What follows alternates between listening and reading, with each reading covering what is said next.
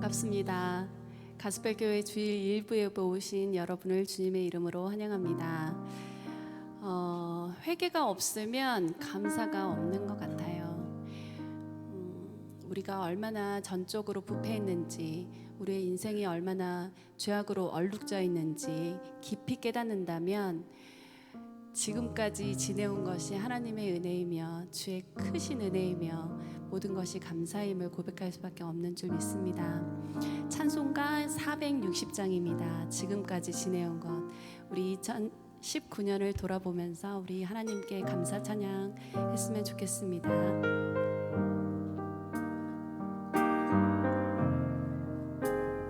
지금까지 지내온 것, 지금까지 지내온 것, 주의 크신 은혜라 한이 없는 주의 사랑 어째 이를 말하랴. 자나깨나 주의 손이 항상 살펴주시고 모든 일을 주 안에서 형통하게.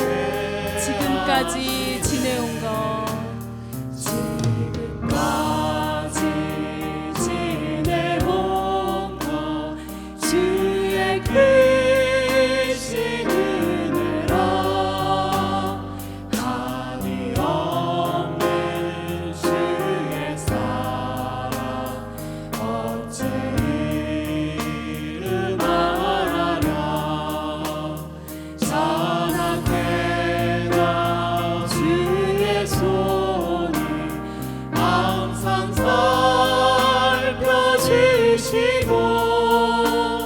모든 일을 주 안에서 형통하게 하시네. 몸도 맘도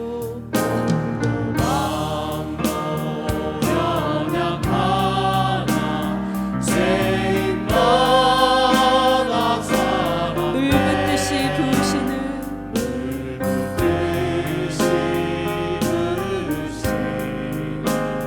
주의 은혜 족하다. 사랑 없는 어린애야 험한 산 위에 뱉네. 주의 손을 굳게 잡고 찬송하며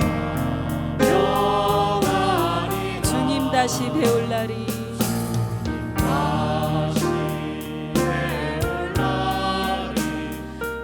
날로 다가와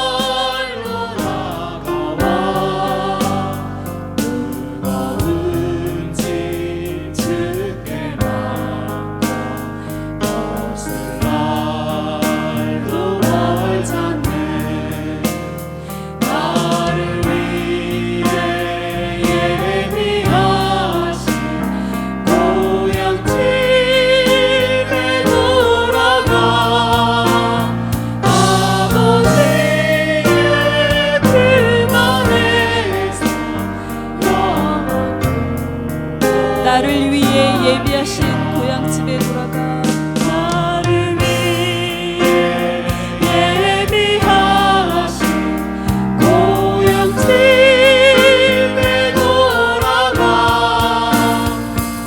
아버지의 품 안에서 영원토록.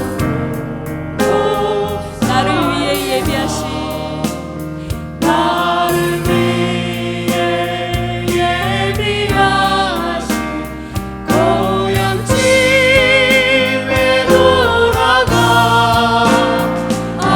아버지의 품 안에서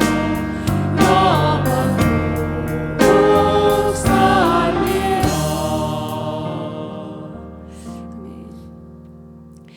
여러분의 2019년도는 어땠나요? 감사가 있는 한 해였는지 궁금합니다.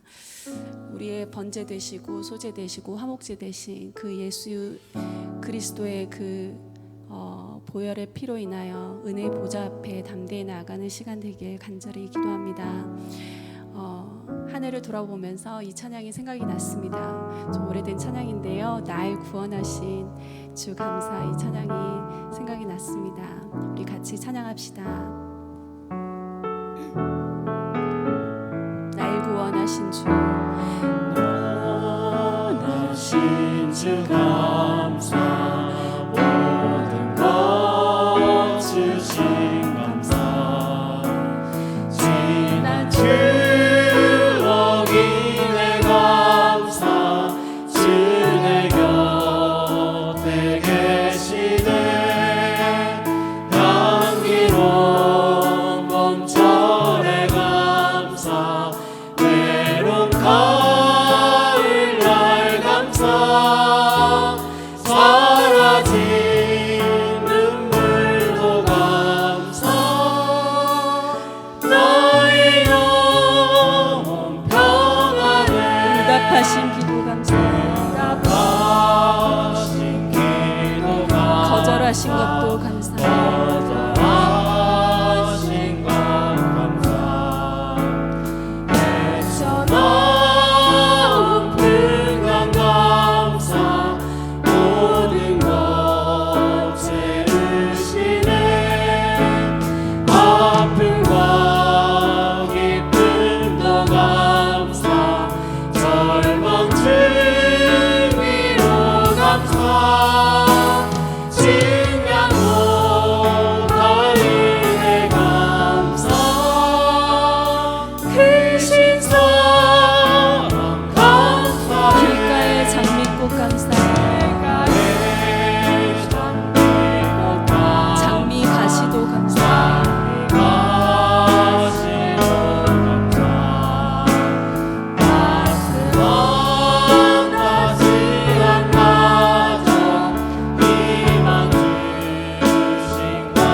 기쁨과 슬픔도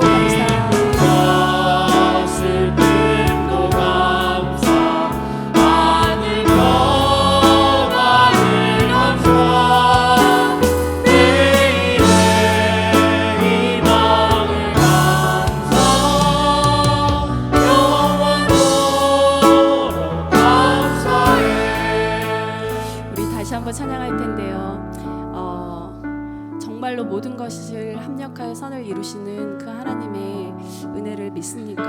우리 그 은혜를 고백하는 시간 됐으면 좋겠습니다. 날 구원하신 주 감사, 거절하신 것도 감사, 장미꽃 가시도 감사, 풍랑도 감사, 절망도 감사. 진짜입니까 여러분? 같이 고백했으면 좋겠습니다. 2020년이 모든 것이 또 감사하는 그런 한 해가 되길 소망합니다. 같이 찬양합시다.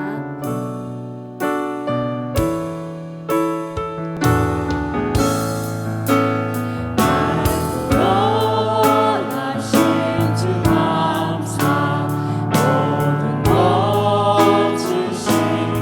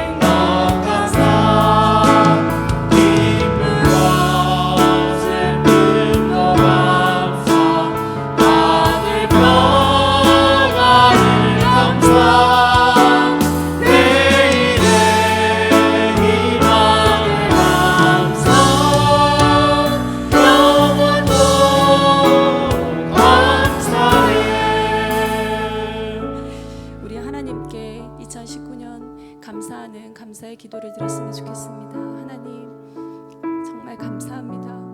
우리를 구원하시고 하나님 가스펠 교회를 인도하시고 하나님 은혜를 채우시고 레위기를 통하여서 하나님의 예배를 알려주시니 정말 감사합니다. 하나님 이 시간에 주의 성령이 임재하여 주시고 하늘문을 여시고 보좌의 축복으로 우리를 축복하여 주시옵소서. 이 시간에 주의 성령으로 역사해 주시옵소서. 우리 같이 기도하겠습니다. 살아계신 주님 정말 감사합니다. 우리 함께 하시는 주님을 찬양합니다. 하나님 구원하시는 그 주님의 은혜가 하나님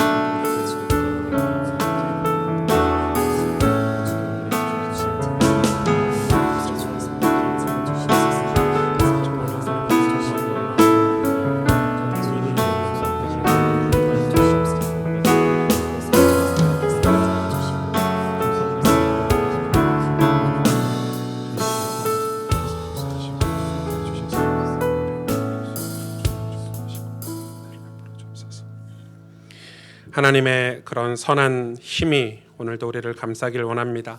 우리 함께 일어나셔서 이 고백, 우리는 하나님의 도우심이 없으면 단 하루도 살 수 없는 연약한 저희들인데 오늘도 이 예배 때 주님 내 마음에 오시옵소서. 주의 성령께서 내 안에 찾아오시옵소서. 함께 고백하겠습니다. 그 선한 힘에 고요히 감싸요. 그 선한 힘에 고요히 감사하여 그 놀라운 평화를 누리며 나 그대들과 함께 걸어가네. 나 그대들과 하늘을 연해. 지나간 허물 어둠의 날들이 지나간 어둠의 날들이 무겁게 내 영혼 짓눌러도 무겁게 내 영혼 짓눌러도 오 주여 우릴 외면치 마시고 약속의 구원을 이루소서. 그 선한 힘이 우릴 감싸시니 믿음으로 일어날 일 기대하네. 주 언제나 우리와 함께 계셔. 하루 또 하루가 늘 새로워. 주께서 밝히신 작은 촛불이 주께서 밝히신 작은 촛불이 어둠을 헤치고 타오르네. 그 빛에 우리 모두 하나 되어 오늘 위에 비추게 하소서. 그 선한 힘이 우릴 감싸시니 믿음으로 일어날 일 기대하네. 언제나 우리와 함께 계셔.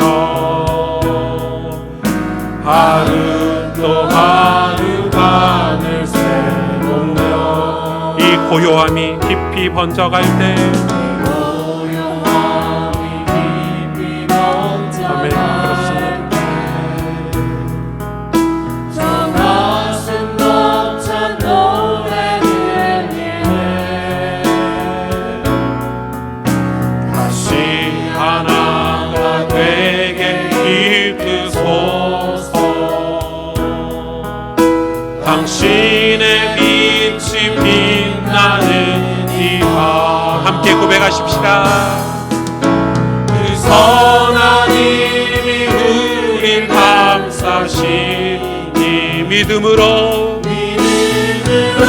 일어날 일기대하네. 주 언제나 우리와 함께 계셔. 하루 또 하루가 늘새 그 선하님이 우리를 감싸시니 우릴 감싸시니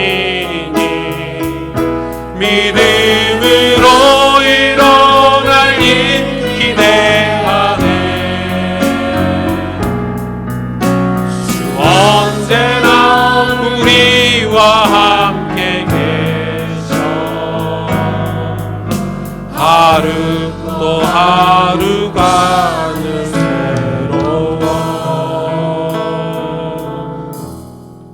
시간 하나님 앞에 우리 속에 있는 은밀한 죄악들을 고백하고 우리 안에 더러운 우리의 연약함들을 고백하기를 원합니다.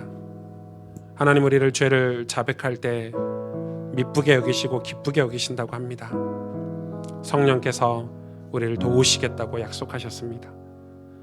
우리가 죄를 고백하고 자백할 때 그곳에 하나님이 임재하시겠다고 약속하셨습니다.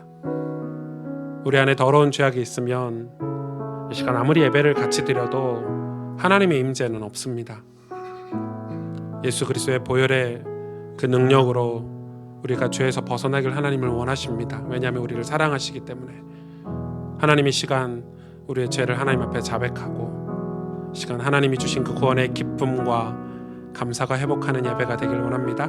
함께 우리 하나님 앞에 기도하겠습니다. 하나님 감사합니다. 주님 성령으로 역사하시고 함께 하시길 원합니다. 주님 은혜를 베풀어 주시옵소서.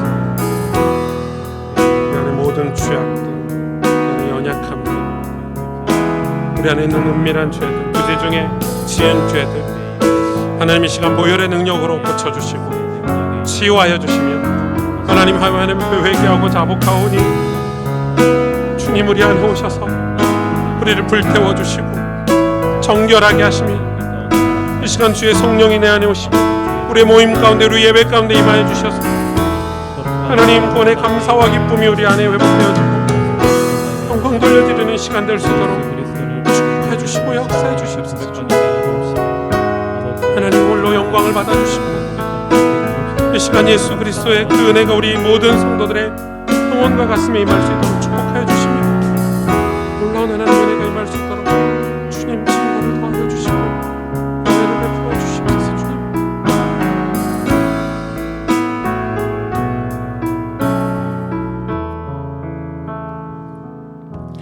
사도신경으로 우리의 신앙을 하나님 앞에 고백합니다. 전능하사 천지를 만드신 하나님 아버지를 내가 믿사오며 그 외아들 우리 주 예수 그리스도를 믿사오니 이는 성령으로 잉태하사 동정녀 마리아에게 나시고 본디오 빌라도에게 고난을 받으사 십자가에 못 박혀 죽으시고 장사한 지 사흘 만에 죽은 자 가운데서 다시 살아나시며 하늘에 오르사 전능하신 하나님 우편에 앉아 계시다가 저리로서 산 자와 죽은 자를 심판하러 오시리라. 성령을 믿사오며 거룩한 공회와 성도가 서로 교통하는 것과 죄를 사하여 주시는 것과 몸이 다시 사는 것과 영원히 사는 것을 믿사옵나이다. 아멘. 주님의 은혜를 이 시간 함께 찬송하시겠습니다.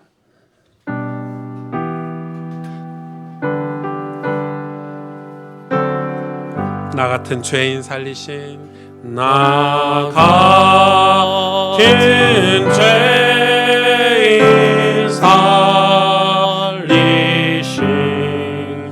주의 놀라워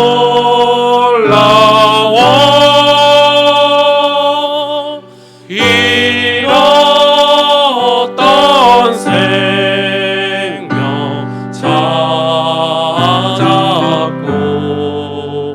광명을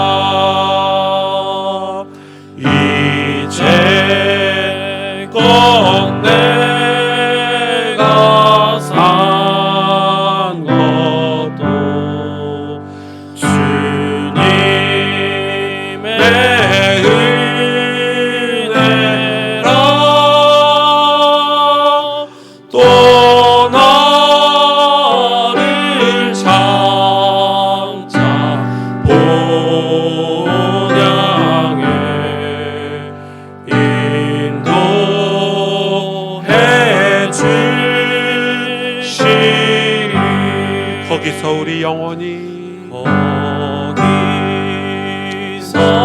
우리 영원히 주님의 은혜로 주님의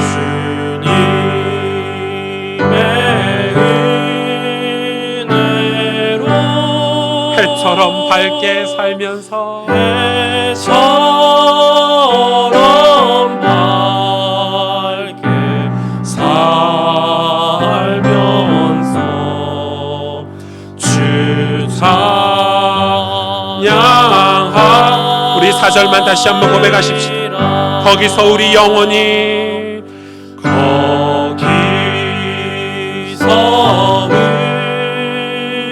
우리 영원히 주님의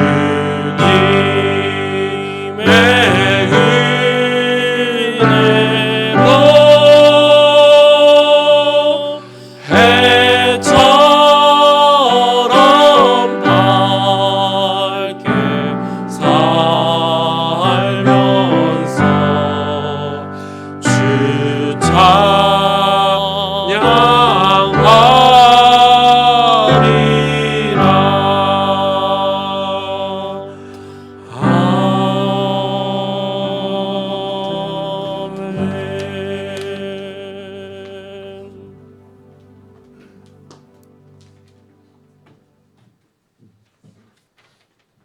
기도드리겠습니다.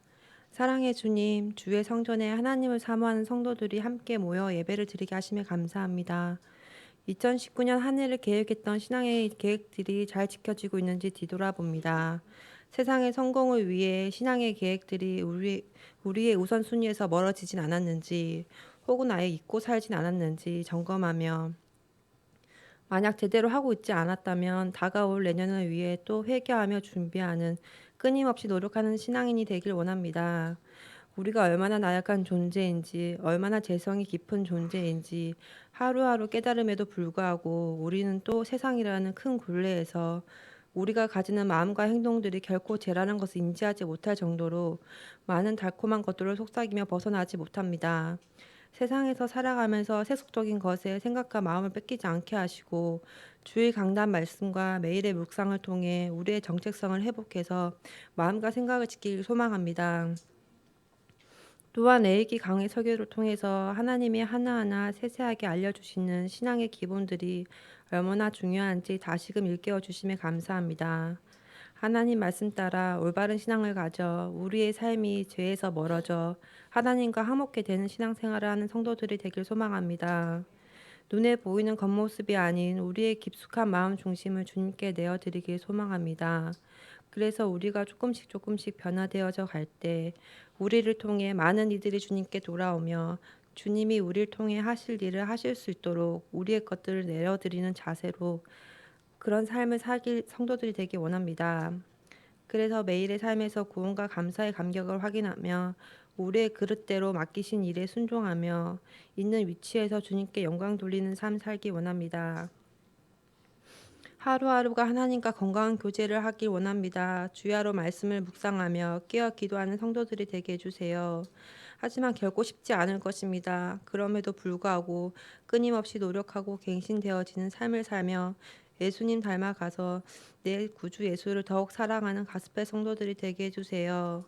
그래서 일주일에 한 번 드리는 그냥 루틴한 예배가 아니라 하나님 앞에 나아가는 이 예배를 사모해서 우리의 마음의 기쁨과 감격이 회복되기 원합니다.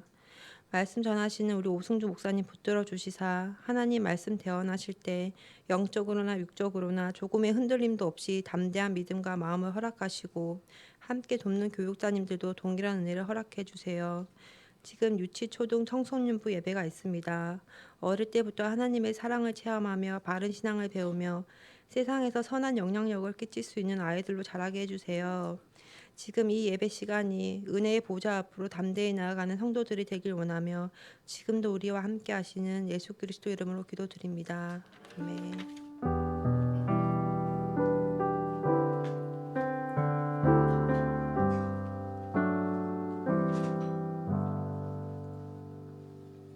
여러분, 성경을 자세히 바르게 아는 만큼 믿음이 자라고 바른 신앙생활을 할 수 있습니다. 제가 죄와 어떻게 싸워서 제 죄의 습관을 벗어난 줄 아십니까? 성경을 통해서 죄가 가져다 주는 무서움을 알았기 때문에 그렇습니다. 그래서 싸울 수 있었습니다. 죄의 결과를 성경을 통해서 확인했기 때문에 노력했습니다. 왜냐하면 그 결말을 교회사를 통해서 성경을 통해서 확인했습니다. 이 결말이 어떻게 되는지. 수많은 지도자들이, 수많은 리더들이 막 대역사를 일으키고 이 노년의 연말 이 끝에 다 무너지고 뭐 권력에 무너지고 정치에 무너지고 뭐 쾌락에 무너지고 타락과 타협하고 이런 거 너무 많이 봤습니다. 저는. 우리는 일주일 동안 이 예배를 신앙의 기본 축으로 간주하지 않고 그냥 우리 마음대로 우리 기뻐하는 일, 내 좋은 일을 하면서 모든 일이 예배라는 라벨을 딱 붙여놓고요. 하나님을 예배하고 그분과 교제를 나누는 시간을 따로 마련하지 않고 삶의 모든 활동을 그분을 예배한다고 주장하는 것은 진짜 너무너무 위험한 생각이라는 것입니다. 우리는 하나님에 대한 어떤 신앙의 본질적인 사모함이 있는지, 하나님을 주인 삼고 그분을 섬기는 신앙의 본질을 가지고 있는지 생각해봐요. 우리가 주일날 생계 때문에 일을 해야 되기 때문에 예배를 못 드린다면 어떻게 해야 돼요? 그러면 예배가 일이 끝나면 그 사모하는 마음으로 내 있는 곳에서 예배를 사모하고 말씀 듣기를 경청하고 하나님 앞에 회개하고 내가 하나님 앞에 온전히 예배드릴 수 있는 날들을 꿈꾸고 도전하고 준비해야 되는 게 정상이죠. 저와 여러분 시대에 하나님 받으시는 것은 우리의 중심을 받으시는 거예요. 진짜 구원의 감격이 있는지. 여러분 그런 사람이 진짜 신앙인 아닙니까? 여러분 세상에서 우리가 같이 일할 때도 중심이 통하는 사람과 같이 일해야 재미가 있죠.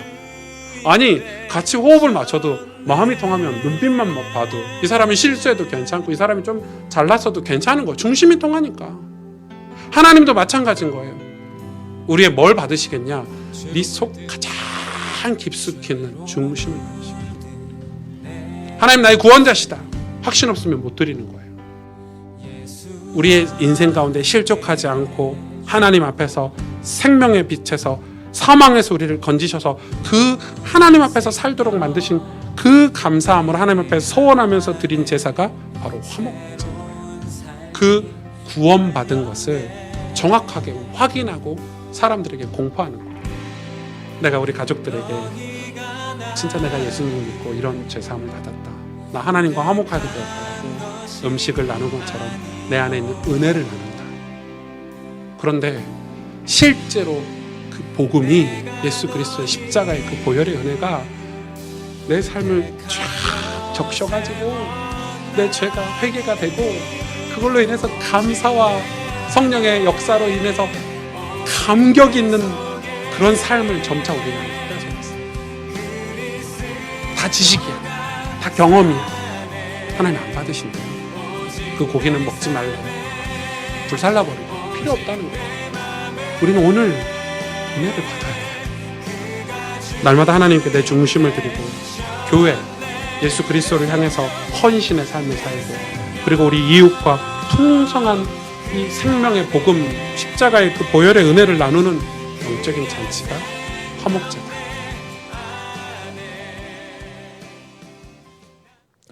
반갑습니다, 여러분. 옆 사람하고 인사 나누시죠? 예, 메리 크리스마스. 네. 이제 보통 교회들이 오늘 그 성탄절 전주 오늘 많이 행사들을 많이 하더라고요. 근데 저희 교회는 뭐 특별한 행사를 이렇게 많이 하진 않고 오늘 성탄절을 맞이해서 이제 오늘 그 성탄절날 우리 나눔 바자회, 나눔 마켓이죠. 우리 어려운 이웃을 위해서 그런 시간을 조금 갖기도 하고 그렇게 신학을 좀 보내려고 하는데요. 이 크리스마스의 그런 축복들을 이번 한 주 여러분 많이 누리셨으면 좋겠습니다. 오늘은 속죄죄에 대해서 같이 공부를 하려고 합니다. 레위기 4장 27절에서 5장 13절 말씀을 제가 대신 봉독해 드립니다. 만일 평민의 한 사람이 여호와의 계명 중 하나라도 부지 중에 범하여 허물이 있었는데 그 범한 죄를 누가 그에게 깨우쳐 주면 그는 흠없는 암 연소를 끌고 와서 그 범한 죄로 말미암아 그것을 예물로 삼아 그 속죄 제물의 머리에 안수하고 그 제물을 번 제물을 잡는 곳에서 잡을 것이요 제사장은 손가락으로 그 피를 찍어 번제단 뿔들에 바르고 그 피 전부를 제단 밑에 쏟고 그 모든 기름을 화목제물의 기름을 떼어낸 것 같이 떼어내 제단 위에서 불살라 여호와께 향기롭게 할지니 제사장이 그를 위하여 속죄한즉 그가 사함을 받으리라. 그가 만일 어린 양을 속죄 제물로 가져오려거든 흠없는 암컷을 끌어다가 그 속죄제 제물의 머리에 안수하고 번제물을 잡는 곳에서 속죄 제물을 잡을 것이요 제사장은 그 속죄 제물의 피를 손가락으로 찍어 번제단 뿔들에 바르고 그 피는 전부 제단 밑에 쏟고 그 모든 기름을 화목제 어린 양의 기름을 떼낸 것 같이 떼내어 제단 위 여호와의 화제물 위에서 불사를 지니 이같이 제사장이 그가 범한 죄에 대하여 그를 위하여 속죄한즉 그가 사함을 받으리라. 만일 누구든지 저주하는 소리를 듣고서도 증인이 되어 그가 본 것이나 알고 있는 것을 알리지 아니하면 그는 자기의 죄를 져야 할 것이요 그 허물이 그에게로 돌아갈 것이며 만일 누구든지 부정한 것들 곧 부정한 들짐승의 사체나 부정한 가축의 사체나 부정한 곤충의 사체를 만졌으면 부지중이라고 할지라도 그 몸이 더러워져서 허물이 있을 것이요 만일 부지 중에 어떤 사람의 부정에 닿았는데 그 사람의 부정이 어떠한 부정이든지 그것을 깨달았을 때에는 허물이 있을 것이요 만일 누구든지 입술로 맹세하여 악한 일이든지 선한 일이든지 하리라고 함부로 말하면 그 사람이 함부로 말하여 맹세한 것이 무엇이든지 그가 깨닫지 못하다가 그것을 깨닫게 되었을 때에는 그중 하나의 그에게 허물이 있을 것이니 이 중 하나의 허물이 있을 때에는 아무 일에 잘못하였노라고 자복하고 그 잘못으로 말미암아 여호와께 속죄제를 드리되 양떼 암컷 어린 양이나 염소를 끌어다가 속죄제를 드릴 것이요 제사장은 그의 허물을 위하여 속죄할지니라. 만일 그의 힘이 어린 양을 바치는데 미치지 못하면 그가 지은 죄를 속죄하기 위하여 산비둘기 2마리나 집비둘기 새끼 2마리를 여호와께로 가져가되 하나는 속죄 제물 삼고 하나는 번제물을 삼아 제사장에게로 가져갈 것이요 제사장은 그 속죄 제물을 먼저 드리되 그 머리를 목에서 비틀어 끊고 몸은 아주 쪼개지 말며 그 속죄 제물의 피를 제단 곁에 뿌리고 그 남은 피는 제단 밑에 흘릴지니 이는 속죄제요 그 다음 것은 규례대로 번제를 드릴지니 제사장이 그의 잘못을 위하여 속죄한즉 그가 사함을 받으리라. 만일 그의 손이 산비둘기 2마리나 집비둘기 2마리도 미치지 못하면 그의 범죄로 말미암아 고운 가루 10분의 1 에바를 예물로 가져다가 속죄제물로 드리되 이는 속죄제인즉 그 위에 기름을 붓지 말며 유황을 놓지 말고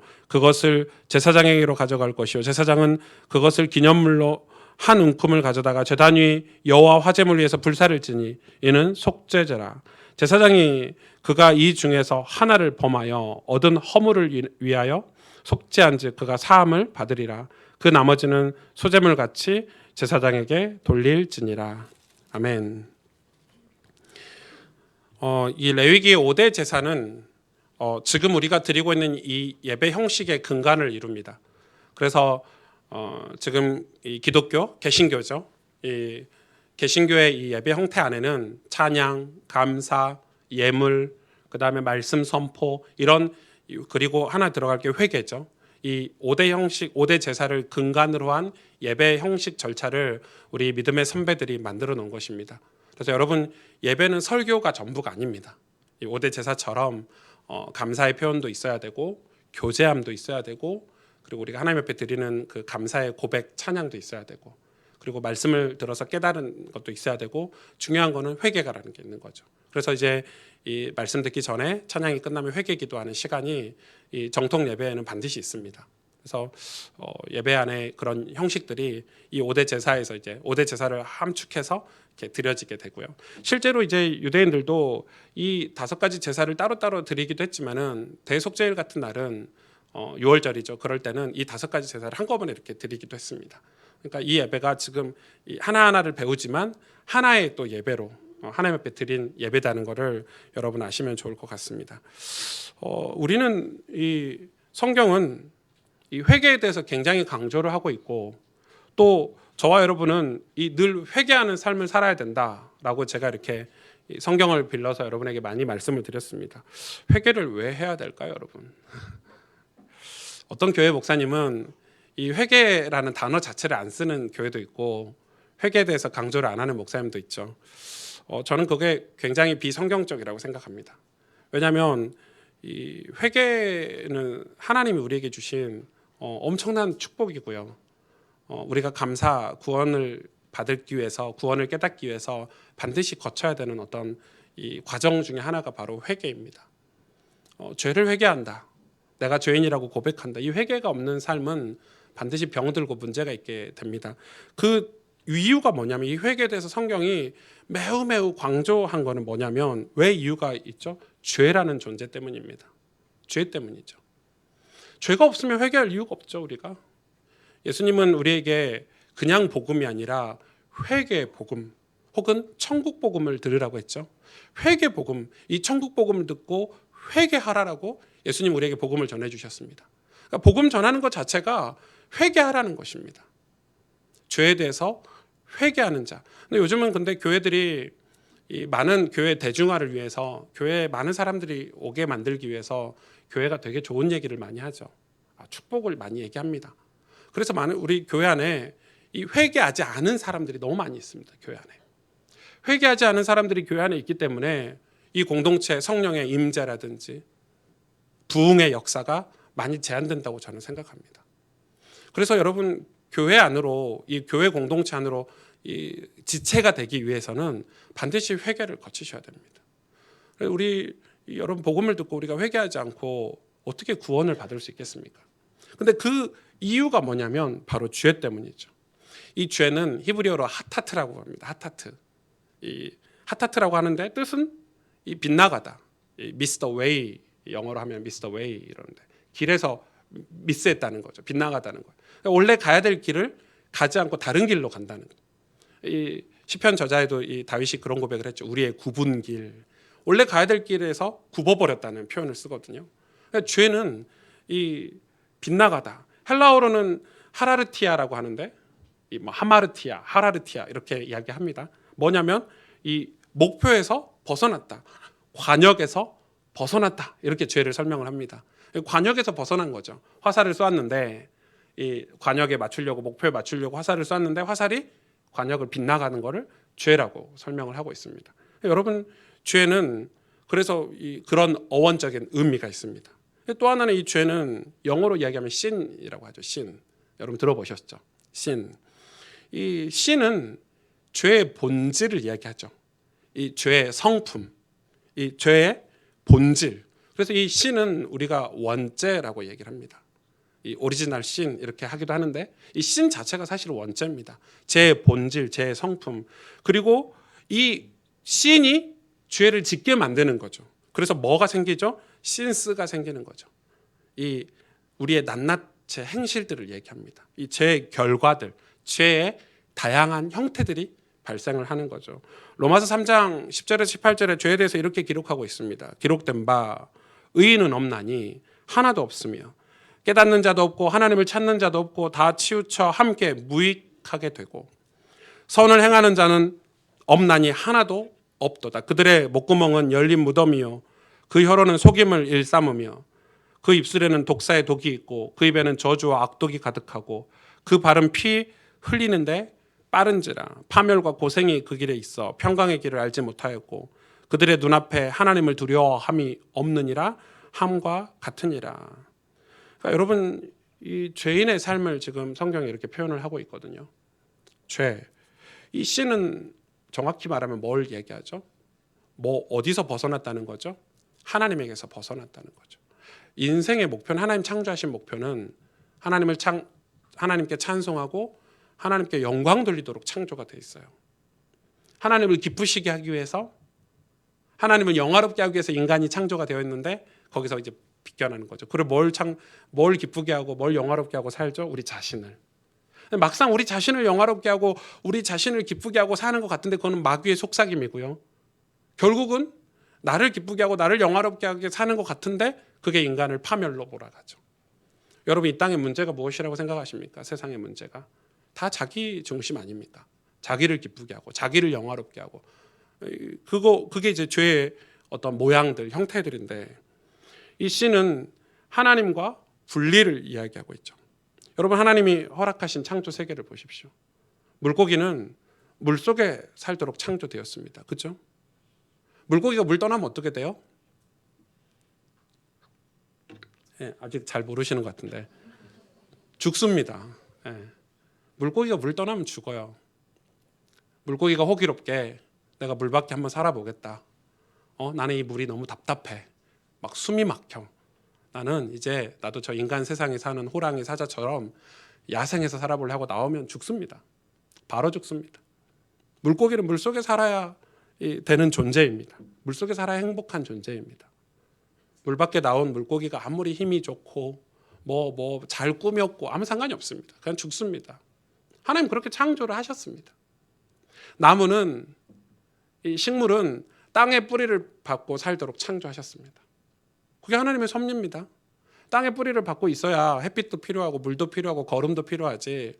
뽑힌 나무는, 땅하고 분리된 나무는 햇빛을 비추면 더 빨리 말라버립니다. 뽑힌 나무는 물을 주면 더 빨리 썩죠. 땅에 뿌리를 내리고 있어야 물을 줘도 소용이 있는 거지. 뽑힌 나무는 아무 쓸모가 없습니다. 태양도 필요가 없고 거름도 필요가 없습니다. 그러니까 죽은 상태죠.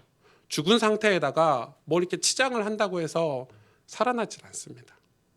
어떻게 해요? 살 방법이 있어요. 다시 물로 돌아가면 되고 다시 흙으로 돌아가면 돼요. 여러분, 하나님이 저와 여러분을 하나님의 형상대로 창조하셨거든요. 우리를, 인간을 유일하게 영적인 존재로 창조하셨어요. 이 영적인 존재라는 것은 단히 우리가 영적인 존재 이게 아니고 하나님이 영이시거든요. 영은 한 분이세요. 하나님. 하나님의 형상대로 우리를 창조하셨어요. 얼마나 존귀하고 복되고 귀하게 우리를 창조하셨는지. 그래서 창세기 우리가 공부를 했죠. 그런 인간이 죄로 인해서, 사단과 마귀의 유혹으로 인해서 하나님과 분리돼 버렸어요. 그래서 우리에게 죄는 하나님과 분리된 상태를 말을 하는 거예요. 자, 물고기가 물속에서 떠난 게 죄인 거예요. 그러니까 네가 뭘 잘못했냐, 네가 뭐 착한 일을 했냐 안 했냐가 문제가 아닌 거예요. 물고기가 물을 떠났기 때문에 죽게 되는 거예요. 사망에 이르는 거예요. 인간이 하나님을 떠났기 때문에 사망에 이르는 거예요. 여러분, 이게 개념이 정말 정확히 이해가 되셔야 돼요. 죄는 우리가 뭔가 짓는 게 아니에요. 너 거짓말했으니까 지옥 가. 너 이렇게 내 말 안 들었으니까 지옥 가. 이게 아니고요. 하나님을 떠났기 때문에. 그죠? 우리는 고아가 된 거예요. 영적인 고아가. 그래서 예수님 그러셨잖아요. 내가 너를 고아와 같이 버려두지 아니하시려고 이 땅에 오셨다고. 여러분, 이 죄를 정확히 이해를 하고 계셔야 돼요. 그래서 인간은 영적인 존재로 창조된 인간은 하나님 떠난 이후에 전부 죄가 전가되기 때문에 태어나면 바로 죄인으로 태어납니다. 여러분, 갓난 아기가 죽으면 천국 가니 죄도 지어보지 않았는데 그거는 원죄를 몰라서 그렇습니다. 우린 태어나면서부터 죄인으로 태어납니다. 우리가 죄를 지어서 죄인이 아니라 죄인이기 때문에 죄를 짓는 겁니다. 여러분, 이거 정확히 알고 계셔야 됩니다. 이거를 혼동되게 이야기하면 이단입니다. 사입이죠. 우리가 죄를 지어서 죄인이 아니라니까요. 죄인이기 때문에 죄를 짓는 겁니다. 하나님을 떠났기 때문에 뭐가 찾아오죠? 영적인 문제도 찾아오고 우리 삶의 고통과 고난이 찾아오고, 그리고 죄의 싹은 사망이다. 이 사망은 육신의 죽음일 수도 있겠지만 영원한 죽음을 상징합니다. 하나님을 떠난 상태로 여러분 우리가 죽으면 영원히 하나님과 함께 할 수 없는 상태를 말합니다. 그러니 여러분, 인간이 이 죄가 얼마나 무섭습니까? 이 죄의 배후가 있죠. 배후가. 이 배후가 바로 악한 영입니다. 오늘 본문에 사단, 이 마귀에 대해서 설명하지 않고 있기 때문에 제가 나중에 그걸 설명하는 성경이 나오면 자세히 설명을 하겠지만, 그래서 하나님이 창조하신 대로 살아야 되는데 그것에서 빗나가는 삶, 그게 죄인의 삶입니다. 하나님의 목표에서 벗어나서 사는 삶, 그 결과가 바로 영원한 죽음, 바로 사망입니다. 사망. 우리는 종종 여러분 이 사실을 망각하죠. 왜요? 영원히 살 것 같거든요. 특히 우리 젊은 분들, 예, 나이가 어리신 분들은 우리 죽겠냐 이런 마음으로 삽니다. 우리가 뭐 죽음이라는 게 우리 삶에 찾아오겠냐 이런 생각으로 살죠. 몇 주 전에 그 되게 안타까운 소식을 제가 기사에서 봤는데, 이제 막 결혼한 신혼부부가 신혼여행을 가려고 이제 결혼식을 끝나자마자 이제 공항으로 가는데 사고가 나서 죽었거든요. 부부가 다. 그럼 저는 이제 그런 걸 보면 얼마나 꿈을 가지고 이제 막 결혼하고 방금 결혼식 끝나고 공항에 가다가 죽었거든요. 여러분, 이제 죽음이 언제 어떻게 우리에게 찾아올지 몰라요, 사실은. 우리는 그냥 영원히 살 것 같고 우리 육신의 삶이 영원히 지속될 것 같은 그런 이 착각, 그런 망각 속에 우리는 살죠. 그러나 우리는 언젠간 하나님 앞에 가야 될 때가 옵니다. 여러분, 죽음을 두려워하라는 말이 아닙니다. 심판을 기억하고 살아야 됩니다. 그래야 우리가 이 땅에서 하나님 뜻대로 산다는 게 무슨 말인지, 하나님이 우리에게 주신 목표대로 산다는 게 무슨 말인지 우리가 그걸 붙잡고 살아갈 수 있는 것입니다. 사람들은 우리가 뭐 대단한 존재인 줄 알고, 우리 인간이 엄청난 대단한 존재인 줄 알고 막 착각을 하죠. 그러나 우리는 그 천국과 지옥이 있다는 사실도 모르고 살아가는 연약한 죄인일 뿐입니다. 사람들은 내세가 있다는 것도 모르고 살아갑니다. 그래서 여러분, 얼마나 싸웁니까? 싸우고 다투고 정죄하고 뭐 엄청난 뭐가 있는 것처럼 이 땅에 그렇게 막 서로 소유하고 전쟁을 벌이고 이렇게 싸우지만 사실은 이 땅의 삶은 다 나그네와 같은 삶입니다. 예수님을 믿고 성경을 알고 났더니 세상에 대해서 이렇게 뭐 대충 살자, 세상은 뭐 중요한 게 아니야, 이게 아니고 더 성실하고 더 열심히 살거든요. 하나님 맡겨주신 사명 때문에. 그러나 세상의 것들이 저에게 귀하진 않더라고요. 그것들과 타협하지 않게 돼요. 죄는 반드시 세상과 타협하게 만들고요. 세상 것이 영적인 것보다 더 좋다라고 설명을 하고 있습니다. 자, 그럼 오늘 속죄제에 대해서 한번 볼까요? 이 속죄제는 뭐냐면 그 죄를 속하기 위해서 하나님이 우리에게 허락하신 제사입니다. 그 씬을, 그러니까 원죄를 속하기 위해서 드린 제사. 그러니까 이건 감사의 제사가 아닙니다. 뭐 화목제라든지 뭐 소제라든지 이런 것들처럼 뭐 이런 것들은 반드시 드려야 되는 제사는 아니거든요. 그러나 이 속죄제는 의무적인 제사였습니다. 의무적인 제사. 왜요? 이 제사를 안 드리면 구원을 받을 수가 없으니까. 내 죄 문제가 해결될 길이 없는 겁니다. 그래서 하나님이 이스라엘 백성들에게 이 속죄제를 가르쳐주면서 반드시 드려야 되는 제사로 명령하신 겁니다. 여러분, 죄 문제가 해결이 안 되면 하나님과 함께 하실 수가 없습니다. 죄송하지만 이 죄 문제가 해결이 안 되면 우리의 예배를 하나님 받지 않으십니다. 사실은 우리는 하나님께 막 예배드리고 헌금하고 막 봉사하면 하나님 받으신다고 생각하고 있지만 인간 편에서는 하나님은 죄인인 우리의 상태를 받으실 수가 없습니다. 거룩하시기 때문에. 그래서 예배 시작하기 전에 회개 기도가 있는 겁니다. 하나님 우리를 죄인인 상태로 절대 받지 못하십니다. 여러분, 이건 굉장히 중요한 정말 중요한 그런 신앙의 원리죠. 여러분, 이걸 아셔야 됩니다. 이 속건제를 다음 주에 배울 건데, 속건제하고 속죄제하고 비슷한 제사 같지만 완전 다르죠. 속건제는 히브리어로 아삼이라고 해요. 아삼. 길트죠. 길트. 범법. 우리가 뭐 이웃에 대해서 죄 짓는 거, 뭐 물건을 훔치는 거, 이런 우리로 말하면 여러분 단어를 쉽게 하면 자범죄 같은 건데, 그거를 해결하기 위한 제사고, 그리고 그거를 이 남의 거를 훔친 거에 대해서 배상을 하는 제사거든요. 속건제는 완전 다른 제사예요.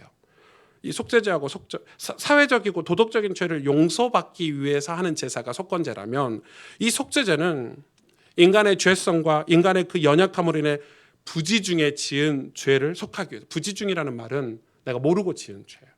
와, 이게 죄인 줄도 모르고 우리는 짓고 있는 거예요. 그게 하나님 떠난 죄거든요. 레위기 4장 오늘 본문 2절에 보니까 이스라엘 자손에게 말하여 이르라. 누구든지 여호와의 계명 중 하나라도 그릇 범하였을 때, 하나라도. 여러분, 하나님의 말씀 중, 하나님 우리를 창조하신 목적 중 하나라도 범하면 그 죄인 거예요. 우리는 죄에 대해서 생각하죠. 나는 한 9개는 잘 지켰어. 이렇게 생각하죠. 1개는 뭐 이 정도는 뭐 좀 괜찮지 않아. 하나님은 그렇게 안 보시는 거예요. 그렇게 안 보신다니까, 여러분. 여호와의 계명 중 하나라도 그릇 범하면 그게 다 죄래요. 그릇, 이 그릇은 뭐죠? 우리가 그릇되게 살다 이렇게 표현을 하잖아요. 그러니까 인간이 하나님을 떠나서 자기 마음에 원하는 대로 사는 거예요. 그릇. 내 마음대로 사는 거예요. 여러분, 근데 이 죄를 하나님께서 애굽에서는 죄에 대해서 말을 아예 안 하셨어요. 우리가 세상에 살 때는 아예 죄에 대해서 말을 안 하셔요. 근데 예수 그리스도의 보혈의 피로 출애굽하고 이 죄에 대해서 언제 알려주셨죠? 광야에서 알려주셨어요. 다시 말해서 여러분, 저와 여러분이 예수님을 믿고 구원받은 여러분, 저와 여러분에게 하나님은 이 죄사함의 비밀을 말해주고 계시는 거예요. 왜요? 우리가 구원받았기 때문에 죄에서 이제 벗어나고 죄와 싸워서 승리할 수 있도록 길을 여신 게 이 속죄제란 말이에요. 레위기 4장 13절에 만일 이스라엘 온 회중이 여호와의 계명 중 하나라도 부지 중에 범하여 허물이 있으나 스스로 깨닫지 못하다가 이렇게 얘기하고 있죠. 부지 중에 지은 죄. 그러니까 본인 스스로 알지 못하고 무의식 중에 지은 죄를 이야기하는 거예요. 그럼 죄가 얼마나 무서운지 아시겠죠? 속건죄는 내가 알고 지은 죄예요. 나 저거 훔쳐야지. 이게 속건죄거든요. 나 저 사람한테 거짓말 해야지. 이게 속건죄고, 이 속죄죄는 뭐냐면 인간 스스로 어떻게 할 수 없는 상태를 이야기하는 거예요. 나도 모르게 어쩔 수 없이 지은 죄들. 예를 들어서 이런 걸 수도 있겠죠. 미움, 음욕, 탐욕, 탐심. 그래서 인간이 스스로 벗어날 수 없는 어떤 사주팔자, 운명, 가문의 재앙, 저주, 그런 건 인간이 어떻게 할 수가 없잖아요. 난 내 마음대로 살래. 난 내 주먹을 믿고 살래.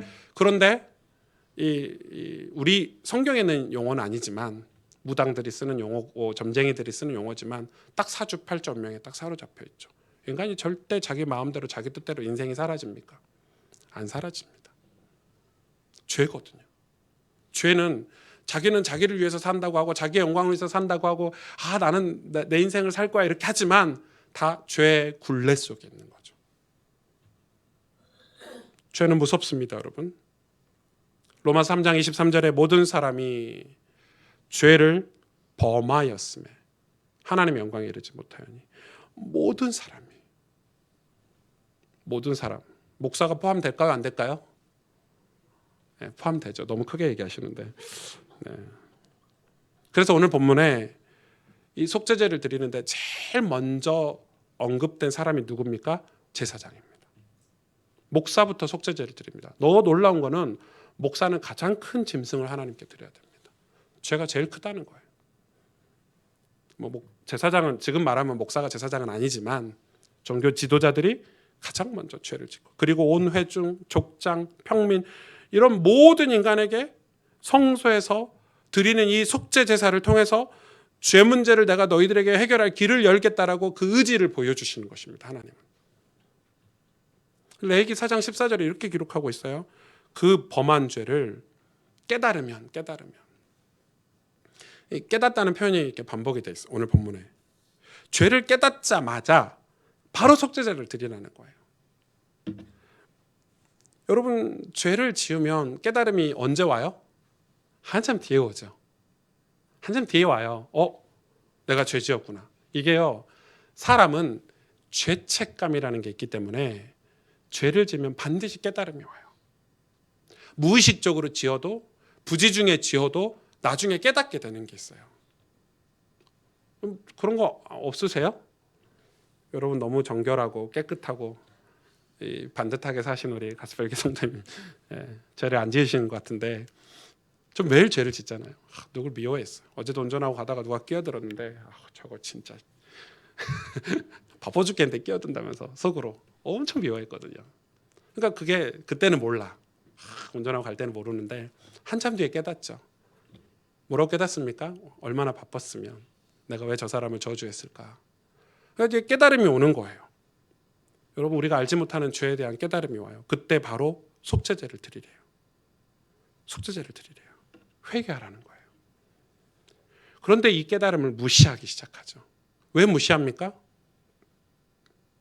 이 깨달음을 계속해서 반복적으로 무시한 거예요. 그럼 나중에는 어떤 상태가 되냐면 성경에 보니까 양심에 화인 맞은 상태가 되는 거예요. 양심에 화인 맞았다는 상태는 죄에 대해서 무지하다는 거예요. 여러분, 그런 사람들 많죠? 양심에 화인 맞은 사람들, 양심이 없는 사람들, 지 멋대로 사는 사람들, 자기밖에 모르는 사람들.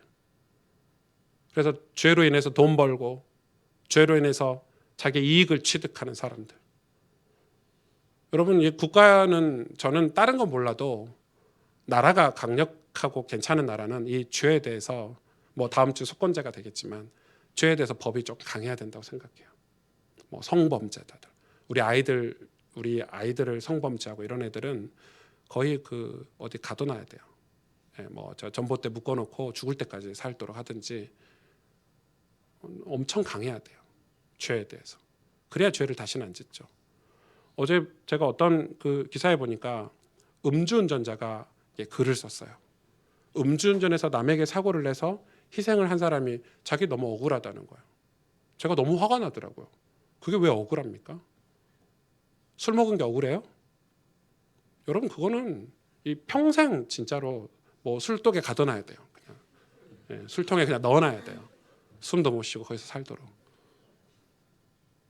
그래서 사람이 죽었어요. 그러니까 죄가 죄인 줄 모르는 거죠. 제가 지금 뭐 이렇게 여러분 이해하기 쉽게 그냥 편한 얘기를 하는 건데, 이 범죄자들 있잖아요. 양심에 화인 맞은 사람들. 처음부터 그랬을까요? 처음부터 안 그랬어요. 죄를 처음엔 작은 것부터 지어요. 괜찮거든요. 문제 없거든요.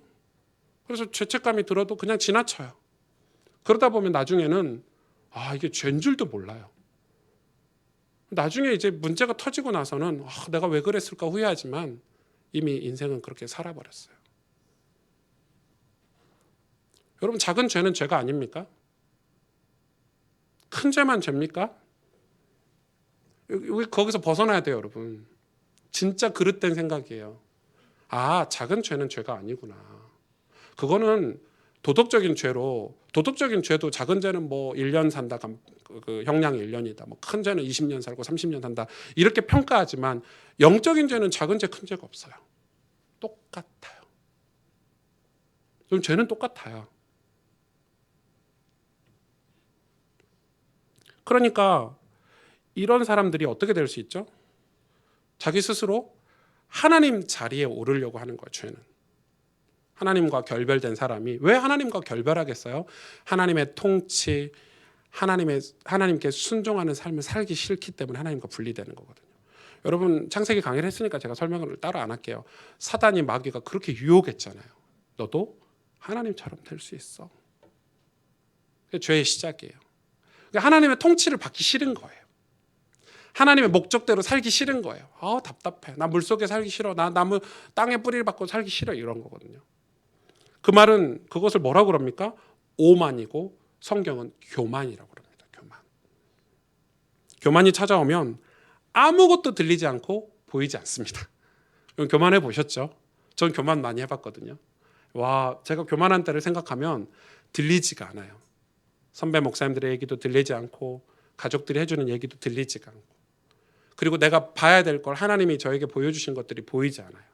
그리고 육신의 눈이 밝아지죠. 내가 이게 맞아 이러면서 삽니다. 이건 절대 이거는 놓지 않을 거야 이러면서 삽니다. 이게 오만이고 교만이죠. 그래서 눈에 보이는 대로 살고 마음에 원하는 대로 살기 시작합니다. 솔로몬이 그걸 후회하면서 전도서에 고백했잖아요. 눈에 보이는 대로 살고 마음에 원하는 대로 살아라. 그러나 심판을 기억해라. 이렇게 전도서에 메시지하고 있잖아요. 심판이 안 보여요. 교만하고 오만하면. 하나님의 구원의 음성이 들리지가 않아요. 그래서 여러분, 주일날 와가지고 교회 와서 막 목사님 설교하는데 막 적지만 영적으로 들리지는 않는 거예요. 양심에 화인 맞아 버렸기 때문에 막 적어요. 왜 적죠? 내가 좀 성공해 보려고, 내 삶에 좀 유익한 말씀이 나오면 막 적어요. 그렇죠? 아닙니까? 야, 저렇게 살면 성공할 수 있을 것 같아. 야, 요 가게가 좀 잘 되고 우리 아이들이 잘 되고 그러지 적지. 그 하나님의 말씀을 내 죄를 회개하는 것으로 듣진 않는 거예요. 그럼 교회가 그렇단 말이에요. 지금 회개한 사람들이 없죠. 그러다가 어느 날 죽음을 맞이하는 거예요. 얼마나 어리석습니까? 그런 인간에게 하나님은 구원의 길을 여신 거거든요. 속죄제, 이건 구원의 길이에요. 이 속죄제의 주인공이 누굽니까? 바로 창세기 3장 15절 여자의 후손, 버진이죠. 버진, 여인이 아니에요. 우먼이 아니에요. 처녀, 독생자, 동정녀 마리아에게서 나신 하나님의 독생자들 예수 그리스도를 설명하고 계시는 거예요. 이 여자의 후손이 뱀의 머리를 상하게 한대요. 뱀이 뭘 상징합니까? 사단 마귀를 상징해요. 십자가에서 뱀의 머리를 깨버리셨어요. 끝내버리셨어요. 그거를 이제 나중에 이 레위기의 결론으로 나오는 제사인데 단성 제사라고. 제사는 이제 한 번으로 끝내는 제사를 하나님 만들어 주세요. 그거는 십자가 사건을 상징하는 제사를 레위기의 결론으로 가르쳐 주세요. 얼마나 하나님이 정확하신지. 왜 하나님은 요셉을 애굽 총리로 가게 하셨을까요? 그리고 왜 애굽에서 400년 동안 하나님 당신이 사랑하시는 이스라엘 백성들을 노예 생활을 하게 하셨을까요? 그리고 모세를 세워서 양의 피를 문설주 문에 바른 사람들을 하나님이 그 애굽에서 출애굽하게 하셨을까요? 재앙이 그 가정에 임하지 않게 하셨을까요? 죽음의 재앙이 장자들을 다 죽게 했는데 이 문에 양의 피를 바르는 집집마다 그 재앙이 패스. 그래서 패스오버가 6월절 아닙니까? 6월절의 영어가 패스오버입니다. 이 죽음의 사신이 집을 건너뛰었다 해서 6월절입니다. 6월하다 이 말이거든요. 왜 그렇게 하셨을까요? 그리고 그 이스라엘 백성을 출애굽시켜서 광야에서 성막을 짓게 하셨고, 그게 출애굽기예요. 성막을 짓게 하셨고 거기에서 지금 이 제사를 가르쳐 주시는 거예요. 이 이스라엘 백성을 하나님 선택해서 저와 여러분에게, 오늘날 저와 여러분에게 지금 예수 보혈의 피를 설명하고 계시는 거예요. 이스라엘 백성들이 우리를 위해서 한 400년간 애굽에서 고생 좀 한 거죠. 영원히 빠져나오지 못하는 죄에서 어떻게 나왔어요? 여러분, 이스라엘 백성이 우리 지금 죄 짓고 있지, 출애굽하자 해서 나왔어요? 아니요. 부지 중에 모세를 하나님이 일으켜 세워서 이 사람들이 자기들이 죄인이라는 걸 깨닫지도 못하고, 야, 문에 이 문설주에 양의 피를 발라. 그걸 믿고 바른 사람들.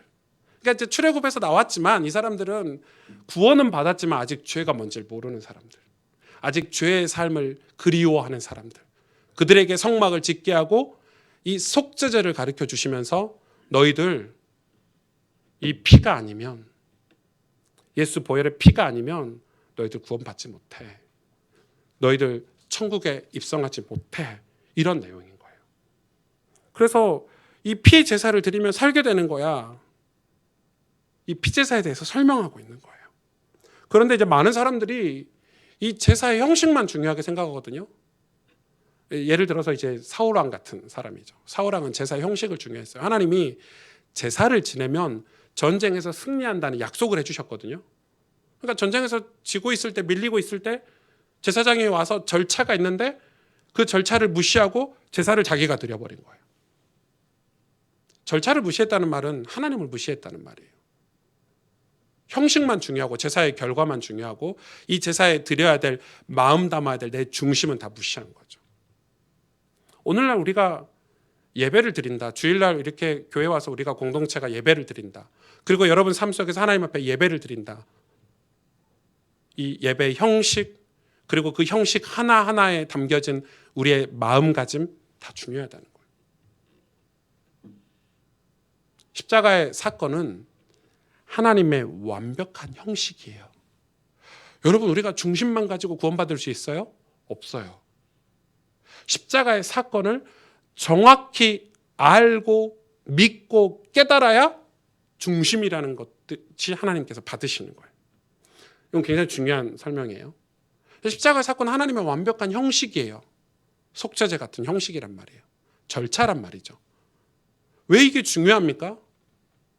이게 왜 중요하냔 말이에요. 여러분, 우리가 어떤 사람들이 교회에서 이렇게 얘기해요. 어떤 목사님들이 십자가의 보혈 요즘 시대는 필요 없다는 거예요. 여러분 열심히 살면 되지. 노력하고 긍정적인 마음으로 살면 되지. 희망을 가져라. 뭐 이런 식으로 얘기하더라고요. 그런 메시지들이 엄청 많아요, 요즘. 여러분 서점에서 기독교 출판사라고 해서 아무 책이나 다 읽으시면 안 돼요. 뭐 긍정의 힘 이런 책들은 아주 좋지 않은 책이에요. 차라리 안 읽는 만 못해요. 그럼 여러분 그 책 안에 예수의 예자도 없어요. 성경은 죄에 대해서 설명하는 책이고 그 죄 문제를 해결하는 거에 대한 설명이거든요. 여러분 그게 없으면 우리는 천국에 입성하지 못해요. 여러분 교회 안에도 천국에 입성하지 못하는 분들이 너무 많아졌어요, 요즘. 제가 뭐 판단할 수는 없지만 회개한 사람이 없으니까. 그럼 속죄제는 어떻게 드리는지 굉장히 중요하겠죠. 자, 4장 3절에 보니까 오늘 4장 3절에 흠없는 동물로 드리라는 거예요. 흠없는 동물. 동물을 드리는데 흠이 없어야 돼요. 흠없는 인간이 있을까요? 없어요. 이 땅에 흠은 죄잖아요. 죄 없는 인간은 없어요. 그래서 하나님이 직접 이 땅에 육신을 입고 오시는 거예요. 그 동정녀 마리아에게 나와서 신비예요, 신비. 이거는 이 인간들이 그러거든요. 에이, 마리아가 어떻게 동정녀가 어떻게 임신을 할 수 있어? 말도 안 되는 소리 하지 마. 자유주의 신학자들이 얘기를 해요. 야, 홍해가 어떻게 갈라져? 이 바다 갓길로 걸어갔겠지. 예수님이 어떻게 물 위를 걸어? 멀리서 보니까 물 위에 걷는 것처럼 이 착시 현상이지. 이런 식으로 얘기해요. 만약에 그런 성경이라면 우리는 믿을 필요가 없겠죠. 여러분 만약에 예수님이 동정녀에서 안 태어났으면 우리는 믿으면 안 돼요. 교회를 왜 다니십니까? 이 시간에 아깝게. 차라리 등산을 다니세요, 주일날. 몸이라도 건강하지. 왜 우리가 크리스마스 성탄절을 중요하게 생각을 합니까? 예수님이 인간이 아니에요. 완전한 인간으로 오셨지만 완전한 하나님. 인간의 육신을 입고 이 땅에 오셨어요. 죄가 없으세요. 그분이 만약에 죄가 있다면 여러분 죄인이 죄인을 구원할 수 있습니까? 제가 우리 인석 장로님한테 빚을 한 100만 원 졌어요. 진한 집사님이 인석 장로님한테 한 1000만 원 빚졌어요. 진한 집사님 저한테 와가지고 목사님 어쩝니까? 빚쟁이로 사시는데 안타깝네요. 제가 빚 좀 갚아드릴까요? 이게 말이 됩니까? 마치 그런 경우에 사람은 사람을 구원할 수 없어요. 여러분 제가 제 아들의 죄 문제를 해결하기 위해서 우리 한빈이가 지옥 가면 안 되니까 내가 대신 죽게 하고 옥상에서 뛰어내리면요. 그걸 개죽음이라 그럽니다. 아무 쓸모없는 죽음. 아무 필요 없는 희생. 우리가 왜 예수님을 믿습니까? 예수님이 우리를 위해서 대신 죽으신 거예요. 어린 양. 그래서 구약 성경 내내 예수님에 대해서 설명을 하고 있어요. 어린 양으로. 오실 메시아, 오실 그리스도. 그분이 2019년 전에 오신 거예요. 예수님이 오신 성탄절. 지금 우리는 오신 예수님을 믿고 있죠. 여러분 이건 굉장히 중요하죠. 그리고 뭐라고 기록되어 있는 4장 4절에 회막 입구에서 이 동물을 죽이고 그리고 그 머리에 안수하라고 합니다. 그러니까 동물을 죽여야 돼요, 반드시. 예수님이 반드시 죽어야 돼요. 만약에 예수님이 오셨다가 안 죽으셨으면 우리는 이 예수님 믿을 수가 없죠. 예수님이 우리가 죄 때문에 사망해야 되잖아요. 우리가 죄 때문에 우리가 죽어야 돼요. 우리 영혼이 죽어 있잖아요. 그거를 예수님이 대신 죽으신 거예요. 그리고 거기에 안수, 죄를 전가하는 거죠. 내 죄를 이 동물의 머리에 안수하고 그 동물을 죽이는 거거든요. 예수님은 우리 죄를 대신 짊어지고 가셨어요. 대신 죽으셨죠. 내 죄가 전가된 거예요. 그래서 여러분 하나님이 우리를 받으실 때는 오승주를 받으시는 게 아니라 내가 믿는 예수 공로로. 내 공로가 아니에요. 하나님 나를 보실 때 예수님이 보이는 거예요. 예수님을 받으시는 거예요. 내가 기도할 때도 예수님을 받으시는 거지 내 기도를 받는 게 아니에요. 자 보실래요? 4장 6절에 보니까 그 피를 성소 휘장에 손가락으로 찍어서 7번 뿌린다 이렇게 나왔거든요. 여러분 이거는 출애굽기를 공부를 해야 되는데 휘장이라는 게 있어요. 성막 안에 지성소가 있는데 이 지성소는 대제사장만 들어갈 수 있었어요.